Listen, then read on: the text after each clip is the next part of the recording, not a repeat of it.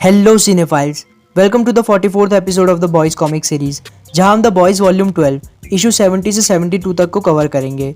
तो ये boys comic का एक तरह से फाइनल कंक्लूजन है। हालांकि इसके बाद भी एक मिनी सीरीज डियर बैक की ज़रूर बची है, जिसको भी हम आगे कवर करेंगे, बट ओवरऑल स्टोरी वाइज ये द बॉयज़ कॉमिक्स का कंक्लूजन है। तो सबसे पहले तो मैं आप सभी लोगों को बहुत बड़ा वाला थैंक्स कहना चाहूँगा। आप में से कई लोगों को ये लग रहा होगा कि मैंने कॉमिक्स पर वीडियो बनाई तो आप देख पाए, पर सच तो ये है कि आप लोगों ने सपोर्ट किया, इसलिए मैं ये पूरी कॉमिक स्टोरी लाइन कवर कर पाया। तो एक बार फिर से दिल से बड़ा वाला थैंक यू, और आगे भी आप लोग बस ऐसे ही सपोर्ट करते रहना। तो फिलहाल हम बिना किसी और देरी के चलिए वीडियो को स्टार्ट करते हैं। तो इशू स्टार्ट होता है उसी पॉइंट से जहां बॉयज़ के ऑफिस में ब्लास्ट होने पर फ्रेंची और फीमेल मर चुके होते हैं, और बिल्डिंग के बाहर ही ह्यूई भी उस ब्लास्ट के इम्पैक्ट से गाड़ी पर गिर जाता है, और गाड़ी से टकराने की वजह से ह्यूई को कंकशन भी आ जाता है, जिसकी वजह से वो पूरी तरह से होश में नहीं होता है और आधी बेहोशी वाली हालत में बुचर की बातें कर रहा होता है। पर तभी वहाँ पहुंची मेडिकल टीम में से दो मेंबर जो ह्यूई को मॉनिटर कर रहे होते हैं, उन्हें ह्यूई का CIA बैज मिलता है, और जब पास में खड़े पुलिस वाले को इस बारे में पता चलता है तो वो ह्यूई को वहाँ से जाने देता है, और ह्यूई भी इतने में अपने आप को होश में ले आता है। और इसके बाद सीन फास्ट फॉरवर्ड होता है और हम देखते हैं कि ह्यूई MM के घर में चला जाता है, शायद MM की मम्मी को MM की डेथ के बारे में बताने के लिए। पर जब वो घर के अंदर जाता है तो उसे वहाँ कोई भी नहीं दिखता, ना ही कोई ह्यूई की बात का जवाब दे रहा होता है। पर तभी उस घर के बेसमेंट से ह्यूई को माँ बॉय की आवाज़ आती है, और जब ह्यूई बेसमेंट में जाता है तो वहाँ MM की मम्मी मौजूद होती है, जिनके बड़े बड़े टेंटिकल्स निकल चुके होते हैं और वो पूरे बेसमेंट में फैल गए होते हैं। तो जैसा हमने ऑलरेडी MM के कॉमिक ओरिजिन वाले इशू में देखा था कि कंपाउंड V के इफेक्ट की वजह से MM की मम्मी की बॉडी और ज़्यादा फैलती चली जा रही थी, और अब वो इतनी ज़्यादा फैल चुकी थी कि उनके इतने बड़े बड़े टेंटिकल्स निकल गए थे, और साथ ही वो पूरे बेसमेंट को भी घेर चुकी थी। खैर, उनको लगता है कि MM भी वहाँ आया हुआ है, और वो ह्यूई को MM समझकर उसको ही अपना दूध पिलाने लग जाती है, और ह्यूई बस बेचारा वहाँ फंस कर ये चिल्ला रहा होता है कि ये बात कभी किसी और को मत बताना। फिर सीन यहाँ चेंज होता है और हम चलते हैं स्टिलवेल और ब्रैडली के पास, जहाँ ब्रैडली कांग्रेस हियरिंग्स की वजह से काफ़ी टेंशन में होती है। ब्रैडली इस बात को एडमिट करती है कि अब किसी ना किसी और को तो फंसाना ही पड़ेगा, क्योंकि इस बार बात बहुत ज़्यादा ही आगे बढ़ चुकी है। US के प्रेसिडेंट को व्हाइट हाउस में ही मार दिया गया, उसके अलावा और भी कई सैकड़ों सिविलियंस और ऑफिशियल्स को अपनी जान गंवानी पड़ी, और इन सब से बचने के लिए ब्रैडली स्टिलवेल को आइडिया देते हुए कहती है कि वो वार्ड के बाकी बड़े ऑफिशियल्स के खिलाफ ही गवाही देकर उनको ही बलि का बकरा बना दे ताकि वो खुद बच जाए। पर स्टिलवेल जवाब देता है, हम कंपनी को धोखा नहीं दे सकते, कंपनी लॉयल्टी हम सबसे ऊपर है, वॉट अमेरिकन हम सबसे बड़ी है, उसके बिना और उसके सामने हम कुछ भी नहीं है। जिसे सुनकर ब्रैडली फिर उदास हो जाती है, पर स्टिलवेल आगे कहता है, हमने अपनी गवाही दे दी है, हमने उन्हें सिर्फ इतना ही जानने दिया है जितना हम चाहते थे, लीगली वो हमें छू भी नहीं सकते, तो तुम चिंता मत करो, सब ठीक हो जाएगा। और सीन यहाँ से चेंज होता है और हम चलते हैं ह्यूई के रूम पर, जहाँ ह्यूई के रूम के बाहर उस बिल्डिंग का ओनर मिस्टर पोटामस अपना हाथ जगन्नाथ कर रहा होता है। पर इस बार ऐसा करते हुए ह्यूई उसे देख लेता है, और उसे फाइनली पता चलता है कि कौन इतने टाइम से उसके रूम के बाहर गंद फैला रहा था। क्योंकि आपको ध्यान आए तो स्टार्टिंग से लेकर अभी तक जब भी ह्यूई कहीं बाहर से वापस अपने रूम में आता था तो उसे अपने गेट के बाहर ये सब गंद मिला करता था। पर तभी पोटामस बताता है कि वो खुद अपनी मर्जी से ऐसा नहीं कर रहा था, उसे ऐसा करने के लिए बुचर पैसे देता था, क्योंकि बुचर चाहता था कि ह्यूई उस घटिया सी जगह से निकलकर किसी अच्छी जगह पर रहने चले जाए। पर ह्यूई ने कभी रूम चेंज ही नहीं किया और मिस्टर पोटामस अपना काम करता रहा। तो इस सीन से हमें ये पता चलता है कि बुचर स्टार्टिंग से ही ह्यूई के बारे में सोचा करता था। खैर, ह्यूई अपने रूम के अंदर चला जाता है और लेट कर खुद से कहने लगता है, मैं उसे नहीं रोक सकता, मैं चाहे कितना भी स्ट्रांग बनने की कोशिश करूं, वो मुझसे एक कदम आगे ही रहेगा, क्योंकि मैं ये सब मजबूरी में करता हूं, जबकि उसे ऐसा करने में मज़ा आता है। और इसके बाद ह्यूई डिसाइड करता है कि वो मंकी को सब सच बता देगा और अब गवर्नमेंट को ही बुचर को पकड़ने देगा, भले ही वो ह्यूई के पीछे ही क्यों ना पड़ जाए। और ऐसा सोचते हुए वो मंकी को कॉल करता है, पर मंकी को कॉल करने पर इससे पहले वो मंकी को कुछ बताता, मंकी ह्यूई से पूछता है कि कल फ्लैटिरॉन बिल्डिंग में क्या हुआ और अभी बुचर एम्पायर स्टेट बिल्डिंग में क्या कर रहा है। जिस पर ह्यूई हैरान होकर पूछता है, एम्पायर स्टेट बिल्डिंग? जिस पर मंकी बताता है, 20 मिनट पहले बुचर बिल्डिंग में गया और एक पॉसिबल टेररिस्ट अटैक का हवाला देकर उसने बिल्डिंग को खाली करवा दिया। क्या बचे हुए सूप्स फिर से अटैक करने वाले हैं? और ह्यूई को रियलाइज होता है कि बुचर शायद अपने फाइनल प्लान को पूरा करने उस बिल्डिंग पर गया है, जहां से वो उन कंपाउंड V के वेरिएंट वाले बॉम्ब्स को डेटोनेट कर देगा। और ये भी कि अब ह्यूई को खुद ही बुचर को रोकना होगा, क्योंकि अब गवर्नमेंट को इन्वॉल्व करने के लिए भी बहुत देर हो चुकी है। और ह्यूई जल्दी से खुद भी उस बिल्डिंग पर पहुंच जाता है, जहां उसे पता चलता है कि बुचर ने बाकी सिक्योरिटी को भी नीचे ही रुकने के लिए कहा होता है, और बुचर इस टाइम बिल्डिंग में अकेला होता है। फिर ह्यूई भी उन लोगों को वहीं रुकने के लिए कहता है और खुद बुचर के पास जाने लगता है। यहाँ हम देखते हैं कि ह्यूई पहले 86 फ्लोर पर जाता है, जहाँ हमें इस टाइप की रेलिंग्स भी दिखती है, जिसका इसी एपिसोड में आगे सिग्निफिकेंस भी है। पर ह्यूई देखता है कि बुचर यहाँ से भी ऊपर एक फ्लोर पर मौजूद होता है, और ह्यूई भी वहीं जाने लगता है। जब ह्यूई ऊपर पहुँचता है तो बुचर पहले से ही वहाँ उसका वेट कर रहा होता है। ह्यूई कहता है, मुझे पता है तुम्हें ये जगह कितनी पसंद है, तो तुम यहाँ से व्यू देखकर सब कुछ खत्म करने वाले हो। जिस पर बुचर कहता है, हाँ यहाँ से मैं सिग्नल की लाइन में आ जाता हूँ, और हाँ उसके अलावा व्यू तो है ही। ह्यूई कहता है, तो तुम चाहते हो कि मैं तुम्हें रोकूं, और भला तुम्हारे दिमाग में ये सब करने का ख्याल भी कैसे आया। जिस पर बुचर कहता है, ऐसा कुछ आइडिया तो मेरे दिमाग में स्टार्टिंग से ही था, पर हाँ धीरे धीरे मैंने इस आइडिया की बारीकियों पर काम किया।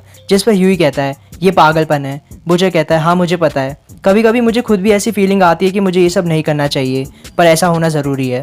ह्यूई कहता है, लेकिन क्यों? वैसे शायद मैं समझ ही गया हूँ, ये शहर और लोग तुम्हारे लिए बस खिलौने की तरह हैं, और अभी तुम भी बस एक सुपर विलन की तरह ही लग रहे हो। तो अगर आपको याद आया होगा तो लोगों के खिलौने वाली जैसी कुछ बात बुचर ने होमलैंडर से भी वॉल्यूम 11 में कही थी, और ये रेफरेंस दिखाकर एक तरह से हमें ये फील कराया जाता है कि बुचर भी कुछ उसी टाइप के रास्ते पर चल पड़ा है। ह्यूई को इतना कॉन्फिडेंट देखकर बुचर कहता है, अब तुम थोड़ा बहादुरी दिखा रहे हो, तुम्हारे लिए अच्छा है। ह्यूई ये सुनकर थोड़ा सा नर्वस हो जाता है, जिसे देखकर बुचर कहता है, तुम अभी भी मुझसे डरते हो, क्यों? तुम मुझसे ज़्यादा देर तक नज़रें मिला भी नहीं पाते हो, क्या तुम मेरा नाम भी ले सकते हो? और ये सब सुनकर ह्यूई भी बस खड़ा ही रह जाता है, और बुचर कहता है, देखा मैंने कहा था ना। इस बात से ह्यूई का ईगो हर्ट हो जाता है, और वो आंखें बंद करके चेहरे के आगे हाथ लगाकर बस बुचर की तरफ जोर से भागने लग जाता है। बुचर रास्ते से हट जाता है, पर ह्यूई बस आंखें बंद करके भागने में लगा होता है, और भागते भागते वो खिड़की तोड़कर लगभग फ्लोर से बाहर ही चला जाता है। पर बुचर उसका एक पैर पकड़ लेता है और अपने दूसरे हाथ से टूटे हुए ग्लास का एक हिस्सा पकड़कर ह्यूई को अभी के लिए बचा लेता है। यही हम देखते हैं कि एमएम को मारते टाइम बुचर का एक हाथ जो जला था, उस हाथ की लगभग सारी उंगलियां उड़ चुकी होती है, पर फिर भी बचे हुए हाथ से जैसे तैसे बुचर ने ह्यूई को पकड़ लिया होता है। ह्यूई डर के मारे जल्दी से अपने हाथ से बुचर के हाथ को पकड़ने की कोशिश करता है, पर क्योंकि बुचर का वो हाथ जला हुआ होता है तो बुचर को दर्द होता है। बुचर चिल्लाता है, हाथ नहीं मेरी आर्म को पकड़ो, और ह्यूई सॉरी कहने लग जाता है। जिस पर बुचर हंसते हुए कहता है, इतना सब होने के बाद भी तुम मुझसे सॉरी कह रहे हो।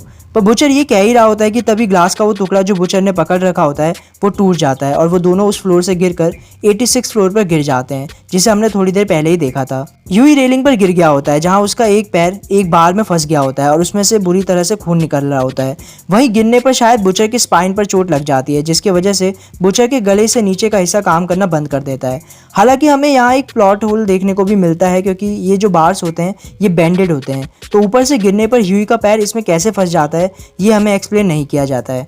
खैर, फंसा हुआ ह्यूई दर्द के मारे चिल्ला रहा होता है, जिस पर बुचर उसे बार को तोड़ने के लिए कहता है, और ह्यूई बार को तोड़कर नीचे आ जाता है, जिसके बाद वो ब्लड लीकेज रोकने के लिए अपने बेल्ट से पैर को बांध देता है।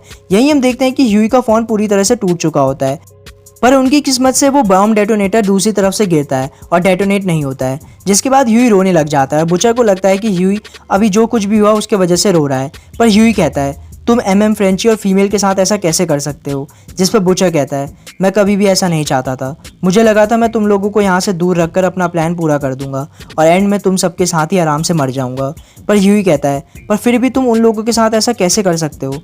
बुचर बताता है, मैंने पहली बार किसी इंसान को 17 साल की एज में मारा था, और उसके बाद से मैं कई लोगों को मार चुका हूँ, और हर बार मुझे ये फीलिंग ज़रूर आती है कि मैं कुछ गलत कर रहा हूँ, पर फिर मुझे ऐसा फील होता है कि मैं किसी सपने में हूँ और इन जानों के जाने से कोई फ़र्क नहीं पड़ता, और इसलिए मैं बिना कोई और परवाह किए इतने आसानी से अपना काम कर पाता था।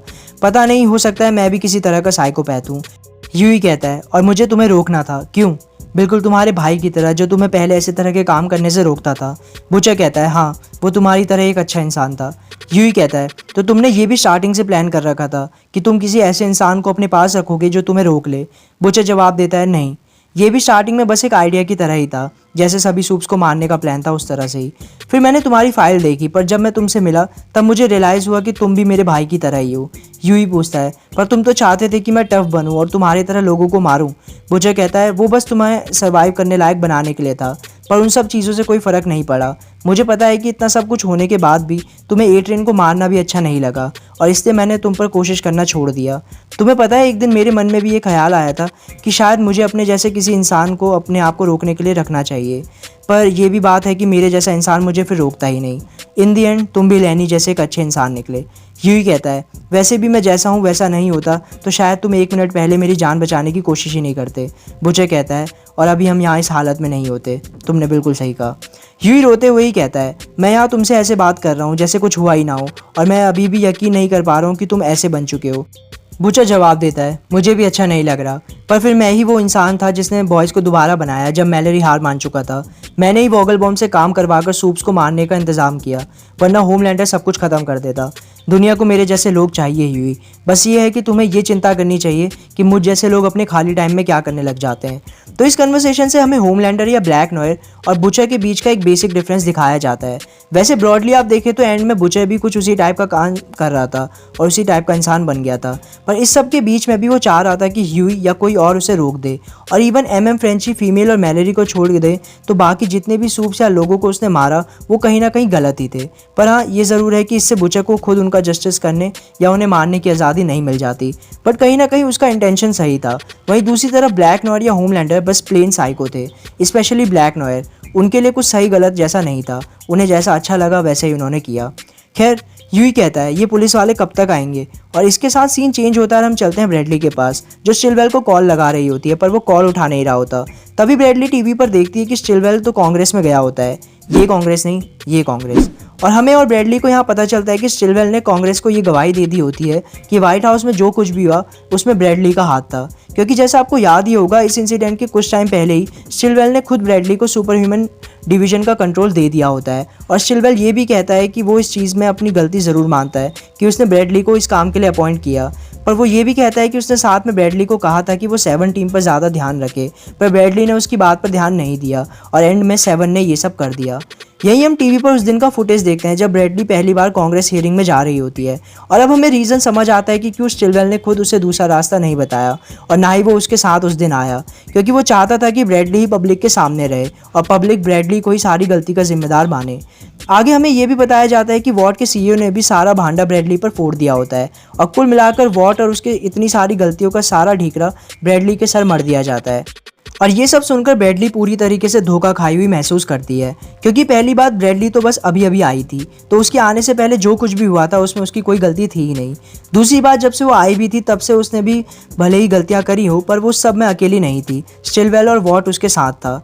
और आखिर में ये तो है ही कि ब्रैडली ये मान रही थी कि स्टिलवेल उसके लिए केयर करता है, तो कुल मिलाकर ब्रैडली का बहुत बड़ा वाला यहाँ कट जाता है। और एक्चुअली इस बात का आइडिया स्टिलवेल ने ब्रैडली और हमें ब्रैडली से पहले दिन मिलते हुए ही दे दिया था, पर शायद या तो ब्रैडली उस टाइम ये समझ नहीं पाई या उसे ऐसा फील नहीं हुआ कि स्टिलवेल उसके साथ ही ये सब करेगा। तो आपको याद ही होगा कि जब ब्रैडली स्टिलवेल से पहली बार मिली थी तब उसने खुद ये बात नोटिस करी थी कि स्टिलवेल ने जानबूझकर सीईओ की पोस्ट नहीं ली, जिस पर स्टिलवेल ने बताया था कि उसने ऐसा इसलिए नहीं किया क्योंकि अगर कभी कुछ गलत हुआ तो उस पर उस गलती का कोई ब्लेम ना आए। पर ब्रैडली को रियलाइज़ नहीं हुआ कि वो खुद इस टाइप की इंसान स्टिलवेल के लिए बन गई और अब स्टिलवेल ने उसे ही फंसा दिया। और ये सब सोचते सोचते ब्रैडली अपने बाल नोचकर बीच में से उखाड़ देती है। और ये आखिरी बार होता है जब हमें ब्रैडली दिखाई जाती है, क्योंकि इसके बाद उसे यहाँ से जेल हो जाती है। खैर, सीन यहाँ चेंज होता है और हम चलते हैं वापस ह्यूई और बुचर के पास, जहाँ ह्यूई पूछता है मुझे नहीं पता कि तुम बताओगे या नहीं, पर तुमने सारे बॉम्ब्स कहाँ छुपा रखे हैं, जिस पर बुचर कहता है मेरे फ़ोन में तुम्हें पता चल जाएगा। उसके अलावा कभी तुम रेनर को ब्लैकमेल करना चाहो तो उसकी डिटेल्स भी तुम्हें मेरे फ़ोन में मिल जाएगी, जिस पर बुचर कहता है मुझे रेनर की परवाह नहीं है। फिर ह्यूई बैकी की बात करते हुए बुचर से कहता है तुम ये सब एक औरत के लिए, वो भी उसके लिए नहीं, बस उसकी यादों के लिए कर रहे थे। बुचर कहता है हाँ, तुम उसे नहीं जानते थे ह्यूई, तुम्हें नहीं पता वो मेरे लिए कितना मायने रखती थी। क्या तुम एनी के लिए भी किसी भी हद तक नहीं गुजर जाओगे? ह्यूई ये सुनकर सरप्राइज हो जाता है, क्योंकि उसने अभी तक बुचर को बताया नहीं होता है कि वो वापस एनी के साथ रिलेशनशिप में आ गया था। पर बुचर कहता है मुझे पता है तुम वापस एनी के पास चले गए हो। पर ह्यूई थोड़ा सा गुस्सा होते हुए कहता है तुम उसके बारे में कुछ और तो बुरा नहीं बोलने वाले ना, क्योंकि मेरे अंदर अब तुम्हारी वाइफ के बारे में कुछ बुरा बोलने जितनी बुराई नहीं बची है। और साथ ही जैसा तुमने बोला था एनी उसके बिल्कुल अपोजिट निकली है। बुचर कहता है नहीं, मैं कुछ गलत नहीं बोलने वाला, तुम मुझसे सच में प्यार करते हो वैसे? ह्यूई कहता है हाँ, पर अभी मैंने चीज़ें थोड़ी बिगाड़ दी है। जिस पर बुचर कहता है तो उसे वापस पाओ और फिर उसे कभी वापस मत जाने देना। ये सब सुनकर ह्यूई थोड़ा इमोशनल होकर कहता है काश तुमने, पर इतने में ही न्यूयॉर्क पुलिस का हेलीकॉप्टर उनके ऊपर आ जाता है और बुचर ह्यूई से कहता है हमारे पास ज़्यादा टाइम नहीं है, तुम्हें मुझे जान से मारना होगा। ह्यूई ऑब्वियसली इस चीज़ से मना कर रहा होता है, पर बुचर कहता है मुझे पता है वो अब ज़िंदगी भर के लिए मुझे बंद करके रखेंगे, मुझे उससे डर नहीं है, पर मेरी गर्दन से नीचे की बॉडी काम नहीं कर रही है और मैं ऐसी हालत में ज़िंदगी भर बंद नहीं रहना चाहता। जिस पर ह्यूई मुँह फेर कर कहता है शायद तुम यही डिज़र्व करते हो। बुचर कहता है हाँ शायद, पर अगर तुम मुझे सजा ही देना चाहते हो तो कम से कम तुम ये बात मेरी आंखों में देखकर कह सकते हो। पर ह्यूई मुंह फेरते हुए ही कहता है अब सिर्फ हम दोनों ही बचे हैं और मैं तुम्हें भी नहीं मारने वाला। पर बुचर अब थोड़ा सीरियस होकर कहता है तुम बिल्कुल मारोगे एनी जनवरी के लिए। ह्यूई कहता है मुझे लगा था तुम एनी के बारे में बुरा नहीं बोलोगे, पर फिर तुम्हारा घटिया वर्जन सामने आ ही गया। पर बुचर कहता है मैं स्टारलाइट की बात नहीं कर रहा हूँ, मैं बात कर रहा हूँ तुम्हारे पापा की बोट की। ह्यूई कहता है क्या? बुचर बताता है, तुम्हारे पापा को एनी इतनी अच्छी लगी कि उन्होंने अपनी बोट का नाम एनी के नाम के ऊपर रख दिया। मैंने तुम्हारी मम्मी को किचन में मारने के बाद तुम्हारे पापा को मारकर उसी बोट में डाल दिया। जिस पर ह्यूई डर कर कहता है, तुम झूठ बोल रहे हो। पर बुचर ह्यूई का पूरा एड्रेस बोलकर कहता है, तुम भूल गए कि मैंने तुम्हारी फाइल पढ़ी थी। तुम्हें बिना मुझे बताए मैलरी से नहीं मिलना चाहिए था और तुम्हारी इस गलती की सज़ा तुम्हारे माँ बाप को भुगतनी पड़ी। अगर तुम्हें अभी भी यकीन नहीं हुआ है तो मैं तुम्हें थोड़ी और डिटेल्स बता देता हूँ। तो किस बारे में सुनना चाहोगे? 70s का वो वॉलपेपर, तुम्हारे पापा का वो पाइप, या वो पोएम जो तुम्हारी बेडरूम की दीवार पर लगी थी? ये सब सुनकर ह्यूई घबरा जाता है और उसे इतना तो यकीन हो जाता है कि बुचर उसके घर तो जा चुका है। फिर बुचर आगे कहता है, देखो मेरी तरफ ह्यूई, तुम्हें पता है मैं ऐसा कर सकता हूँ, मैंने उन्हें मार दिया है। और ये सुनकर ह्यूई गुस्से में आकर पहले बुचर को एक पंच मारता है, जिसके बाद वो कुछ देर पहले तक अपने पैर में अड़ी हुई बार को उठाकर बुचर के सीने में घुसा देता है। और बुचर बस स्माइल करते हुए कहता है, नाइस वन मेट। और इसके साथ ही बुचर भी मर जाता है और ओरिजिनल बॉयज़ की पूरी टीम भी यहाँ ख़त्म हो जाती है। ह्यूई जल्दी से बुचर का फ़ोन निकालकर अपने घर पर कॉल करता है, जहाँ फ़ोन उसकी मम्मी उठाती है। ह्यूई घबराते हुए पूछता है, आप और पापा ठीक हैं? जिस पर उसकी मम्मी कहती है, हाँ, भला उन्हें क्या होगा? जिसके बाद बुचर की मम्मी ये भी बताती है कि कुछ टाइम पहले बुचर उनके घर आया था और उसने उनके मम्मी पापा के साथ बहुत अच्छा टाइम भी बिताया। और ये भी कि जाते टाइम बुचर ने उनसे ये भी कहा था कि अगर ह्यूई का कॉल उनके पास आए तो वो लोग बुचर की तरफ से ह्यूई को हेलो करें। जिस पर ह्यूई के पेरेंट्स उस टाइम कंफ्यूज भी हो गए थे, क्योंकि उनसे पहले तो ह्यूई से बुचर ही मिलने वाला था। तो ह्यूई की मम्मी की इन बातों से हमें ये पता चलता है कि बुचर ने पहले से ही ये सब प्लान कर रखा था कि अगर कभी ऐसा टाइम आया कि बुचर अपने आप को रुकवाना चाहे तो वो अपने आप को ह्यूई के हाथों ही मरवाएगा। और उसे ये भी पता था कि ह्यूई खुद ऐसा कभी नहीं करेगा, तो उसे उकसाने का प्लान भी बुचर ने सोच रखा था। खैर, बुचर का किस्सा भी यहाँ ख़त्म हो जाता है और हम देखते हैं कि मरते टाइम भी बुचर स्माइल ही कर रहा था। तो यहाँ पर इशू 71 खत्म हो जाता है और साथ ही bloody doors of story line भी खत्म हो जाती है। अब हम चलते हैं इस वॉल्यूम के आखिरी इशू पर आगे बढ़ने से पहले वीडियो पसंद आ रही हो तो इसे लाइक करके अपने दोस्तों के साथ शेयर जरूर करना। साथ ही चैनल पर नए हो तो उसे सब्सक्राइब करके बेल आइकन भी दबा देना। Issue 72, you found me. तो अब हम चलते हैं बुचर के मरने के इंसिडेंट के सीधा 6 महीने बाद, जहां ह्यूई जेमी के साथ अपनी छत पर लेटा हुआ धूप सेक रहा होता है और तभी वो कुछ सूप्स को उड़ते हुए देखकर कहता है, तुम्हें पता नहीं तुम मौत के कितने करीब पहुंच चुके थे। और ऐसा कहते हुए वो छत से चला जाता है। फिर सीन फास्ट फॉरवर्ड होता है और हम देखते हैं कि फाइनली नए ब्रुकलिन ब्रिज का काम पूरा हो चुका होता है। तो जैसा आपको याद होगा कि बॉयज़ कॉमिक्स में 9/11 के हमले में ब्रुकलिन ब्रिज टूटा था, जो वापस से सही हो चुका होता है, जिसे सेलिब्रेट करने के लिए कई सारे आम लोग गए होते हैं और यहीं ह्यूई भी मौजूद होता है। पर जनरल पब्लिक ये सब अभी ब्रिज के नीचे से देख रही होती है, क्योंकि अभी भी ब्रिज पब्लिक के लिए ओपन नहीं हुआ होता है। हालांकि ह्यूई ब्रिज पर चला जाता है, जहां पहले उसे पुलिस वाले रोकते हैं, पर फिर ह्यूई अपना CIA बैज यूज़ करके एंट्री ले लेता है। इसी ब्रिज पर एक जगह 9/11 वाले दिन इस ब्रिज पर मरे लोगों के ऑनर में उनके नाम लिखे होते हैं, जिसके कंस्ट्रक्शन पर अभी भी काम चल रहा होता है और उसके नीचे की मिट्टी अभी भी थोड़ी गीली होती है। ह्यूई यहाँ जाकर अपनी उंगली से छोटा छोटा MM और F+F लिखाता है, मतलब मदर्स मिल्क और फीमेल और फ्रेंची, एक तरह से उन्हें भी श्रद्धांजलि देते हुए।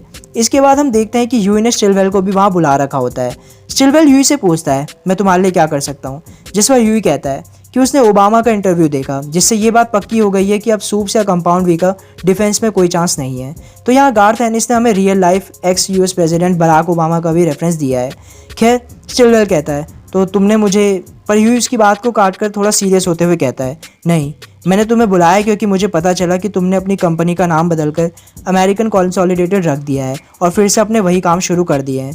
जिस पर स्टिलवेल कहता है, नाम तो मार्केट के लिए चेंज किया है क्योंकि वहाँ मेमोरीज डिफरेंट तरह से काम करती है। ह्यूई कहता है, मुझे लगता है हमें सूप्स पर टाइम वेस्ट करने की जगह सीधा कंपनी को ही ख़त्म करने पर ध्यान देना चाहिए था। वैसे अब तुम रिकॉर्ड्स के लिए कंपनी में क्या हो, कंसल्टेंट? जिस पर स्टिलवेल कहता है, तुम मेरा नाम रिकॉर्ड्स में पाओगे ही नहीं। तो यहाँ से हमें पता चलता है कि वॉट का नाम बदलकर या दूसरे शब्दों में उसे बंद करके अमेरिकन कंसोलिडेटेड नाम से फिर से कंपनी वॉट ने स्टार्ट करी होती है, जिसमें स्टिलवेल ऑफिशियली काम नहीं करता है, पर पीछे से अभी भी वो कंपनी के लिए काम कर रहा है। आगे ह्यूई ब्रेडली की बात भी करता है कि कैसे स्टिलवेल ने उसके साथ कुछ ज़्यादा ही गलत किया, और फिर ह्यूई मुद्दे की बात पर आकर स्टिलवेल को कंपाउंड वी के ब्लास्ट होने वाले वेरिएंट का सैंपल देकर कहता है कि इसे अपने रिसर्च डिपार्टमेंट को दो और उन्हें दुनिया भर में लगे हुए इस वेरिएंट्स के बॉम्ब को ढूंढकर उसे डिसमेंटल करने को कहो, और साथ ही एक फंड स्टार्ट करके फ्लैटिरॉन बिल्डिंग, जो कि बॉयज़ का ऑफिस था, उसे दोबारा बनवाओ। पहले स्टिलवेल को ह्यूई की बॉम्ब वाली बात पर यकीन नहीं होता, पर ह्यूई के थोड़ी और डिटेल्स देने पर स्टिलवेल इस बात पर यकीन कर लेता है। पर इसके बाद भी वो फ्लैटिरॉन बिल्डिंग को वापस बनाने से मना करता है, क्योंकि वहाँ तो एक्चुअली बुचर ने फ्रेंची और फीमेल को मारने के लिए ब्लास्ट करवाया था, उसमें वॉट की कोई जिम्मेदारी नहीं होती। पर ह्यूई फिर भी उसे धमकाते हुए इसके लिए मना लेता है और फिर आगे कहता है, दूसरी बात ये कि कि मुझे पता है अभी भी काफ़ी सूप्स बाकी हैं और तुम अभी भी उनसे प्रॉफिट निकलवाने की कोशिश करोगे, पर मैं इसे रोकने के लिए कोई जेनोसाइड नहीं करने वाला, तो बिजनेस यूजुअली रहेगा। पर अगर तुमने सूप्स को फिर से नेशनल डिफेंस के आसपास ले जाने की कोशिश भी करी तो मुझसे बुरा कोई नहीं होगा। स्टिलवेल वो सैंपल लेकर वहाँ से जाने लगता है और जाते हुए ह्यूई से कहता है, वैसे तुम्हें इस जगह के लिए इतना सेंटिमेंटल नहीं होना चाहिए, ये बस एक बिजनेस प्लेस है और मैं और तुम यहाँ बस बिजनेस कर रहे हैं। जिस पर ह्यूई कहता है, क्या तुम में कोई इमोशंस नहीं है? तुम हो क्या? स्टिलवेल जवाब देता है, मैं कॉरपोरेशन का एक्सप्रेशन हूँ, मैं उनकी आवाज़ हूँ। तो बेसिकली स्टिलवेल के थ्रू हमें बड़े कॉरपोरेशंस की इमेज पूरे कॉमिक्स में दिखाई गई, जिन्हें सिर्फ अपने प्रॉफिट्स की पड़ी होती है, उसके अलावा उन्हें कुछ नहीं पता होता। उनके लिए प्रॉफिट्स के आगे किसी की फीलिंग, जान या इमोशंस की कोई कीमत नहीं होती। हालांकि ऐसा बस गार्थ एनिस का सोचना है। आप गार्थ एनिस के सोच से एग्री करते हैं या नहीं, कमेंट्स में ज़रूर बताना। ह्यूई पूछता है, तुम्हें लगता है तुम जीत गए? स्टिलवेल कहता है, तुम्हें लगता है तुम जीते? हम हमेशा से ही जीते थे, क्योंकि हम एक रजिस्टर्ड ट्रेडमार्क हैं। तुम यहाँ मुझे जान से मार सकते हो, पर फिर भी कंपनी चलती रहेगी और हम जीत जाएंगे। और ऐसा कहकर स्टिलवेल जाने लगता है, पर ह्यूई एक आखिरी बात कहता है, अब चाहे मैं तुम पर नज़र रखूं या नहीं, तुम यूएस मिलिट्री को सूप्स नहीं बेच पाओगे, तो अब तुम क्या करोगे? स्टिलवेल कहता है, कुछ और ऐसा कहते हुए स्टिलवेल वहाँ से चला जाता है। सीन चेंज होता है और हम देखते हैं कि रेनर अपने इलेक्शन कैंपेन के लिए कहीं भाषण दे रही होती है कि तभी वहाँ बुचर और रेनर के बीच हुए गुच्चू पुच्चू की रिकॉर्डिंग की आवाज़ आने लगती है, जो हमने स्टार्टिंग के इश्यूज़ में देखा था। तभी रेनर देखती है कि उस जगह के ऊपर से एक प्लेन जा रहा होता है जिसमें ये लिखा होता है। खैर, तभी सीन चेंज होता है जहाँ ह्यूई मंकी से फ़ोन पर बात कर रहा होता है और हमें पता चलता है कि वो प्लेन और वो रिकॉर्डिंग मंकी ने भेजी होती है, जो कि उसका प्रमोशन ना कंफर्म करने के लिए मंकी की तरफ से एक बदला होता है। और ऑब्वियसली वो रिकॉर्डिंग्स ह्यूई ने ही मंकी को दी होती है, जिसके बदले मंकी ह्यूई की सिटीजनशिप एक्सटेंड करवा देता है और मंकी और ह्यूई अच्छे दोस्त बन जाते हैं।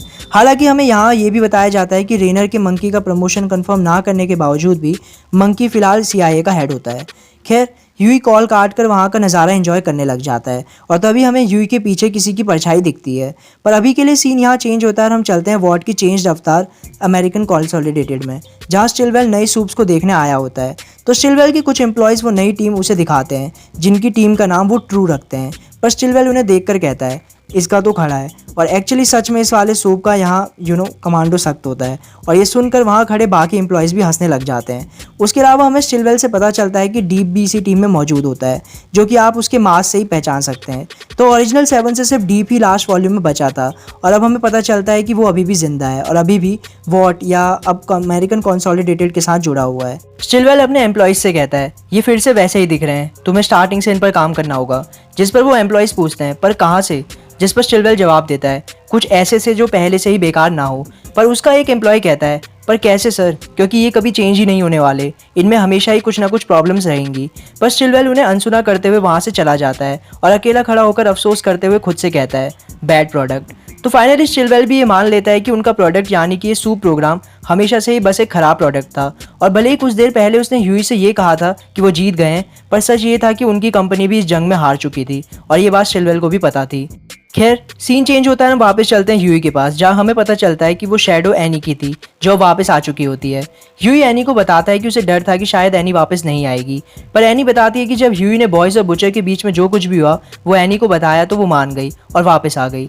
ह्यूई बताता है कि वो बॉयज़ के सभी मेंबर्स को याद ज़रूर करता है, पर उनमें से बुचर के बारे में अब वो कभी बात नहीं करना चाहता है। और इसके बाद एनी और ह्यूई एक दूसरे के लिए अपनी फीलिंग्स को बताते हैं और फिर वो दोनों एक दूसरे के हाथ उसी तरीके से पकड़कर खेलने लगते हैं जैसे हमने स्टार्टिंग में ह्यूई और रॉबिन को देखा था। जिस पर ह्यूई अपने मन में सोचता है, एक पल के लिए मेरे मन में डर आ गया था कि फिर से वैसा ही कुछ ना हो जाए। पर तभी एनी कहती है, इट्स ओके ह्यूई। और इसी के साथ the boys issue 72 you found me भी ख़त्म हो जाता है और फाइनली ह्यूई और एनी एक दूसरे को फाइंड करके साथ हो ही जाते हैं। तो इस वॉल्यूम में हमें सभी मेजर कैरेक्टर्स का कंक्लूजन मिल गया, फिर चाहे वो बॉयज़ हो, एनी हो, वॉट हो, ब्रैडली या स्टिलवेल हो।